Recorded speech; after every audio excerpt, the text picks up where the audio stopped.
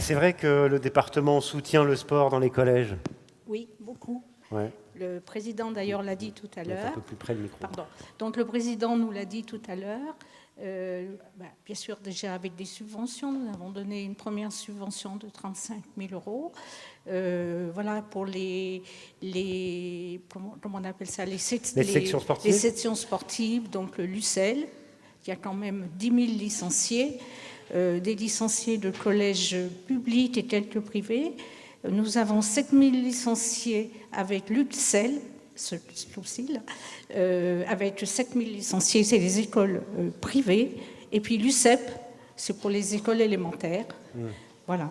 Bon. Cette année, alors pardon. Allez-y, madame. Non, je vous en prie. Donc cette année, depuis début 2023, nous avons 29 sections sportives. Dans les collèges. Dans les collèges, ce qui est important. Et ces sections sportives, cela permet à des jeunes sportifs de pouvoir poursuivre leurs études et finalement leurs entraînements aussi. Et ça fait naître des espoirs et des futurs champions et championnes. Et voilà, et ils participent, par exemple, qu'est-ce que je vais dire, ils participent à pas mal de manifestations. Je ne trouve plus mes mots, excusez-moi. Non, mais pas mal de manifestations, notamment par exemple la semaine olympique, paralympique et d'autres, bien sûr. Bon, voilà, ça fait un joli programme, tout ça, 29 sections sportives dans les collèges. 29 sections sportives, c'est quand même assez impressionnant.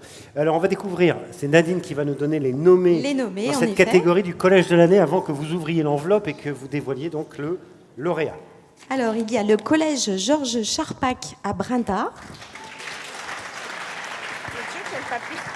Le collège Saint-Laurent à Saint-Laurent-de-Chamousset et le collège Saint-Thomas d'Aquin à Mornan.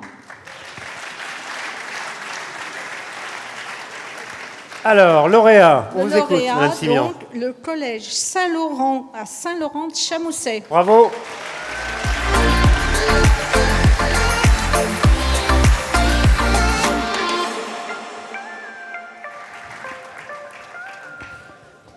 Voilà, on les applaudit. Alors, il y a le chef d'établissement, les élèves, la prof de gym, c'est comme ça qu'on appelait, mais c'était dans les années 60, c'était à mon époque. On dit une prof de PS, hein, c'est toujours ça? C'est EPS toujours? Bon, voilà. Oui, c'est EPS. Ouais, non.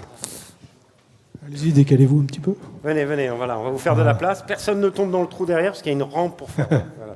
Bonsoir Jean-Pierre Brouillard. Bonsoir, alors, merci. Félicitations pour ce trophée. Alors en fait, c'est parce qu'il récompense une équipe mixte qui s'est classée vice-championne de France en VTT. Oui, vice-championne de France l'année dernière au mois de mai en VTT. C'est une grosse section ? Oui, cette année, en fait, on a 35 jeunes qui participent à la section sur les classes de 5e, 4e et 3e. Ils sont encadrés en particulier par Agathe, ici présente. Et puis, 4 autres personnes. Donc, il y a Fabien, Caroline, Maxime et Léo, donc, qui encadrent ces 35 jeunes. Oui, vous m'avez parlé quand même, il y a une équipe formidable qui encadre tous ces jeunes, et pas que les enseignants. Eh ben non, parce qu'en fait, il y a des enseignants d'EPS, il y a un prof de mathématiques, et puis j'ai aussi mon responsable de vie scolaire qui est aussi encadre la section. Les parents, enfin bon... Alors évidemment, on compte beaucoup sur la logistique des parents, parce que lorsqu'on va en compétition, on a besoin de transport, il faut préparer à manger, il faut monter les tentes, et c'est vrai que les parents, il y en a quelques-uns là derrière, qui sont ici, là-bas, on peut les applaudir parce que...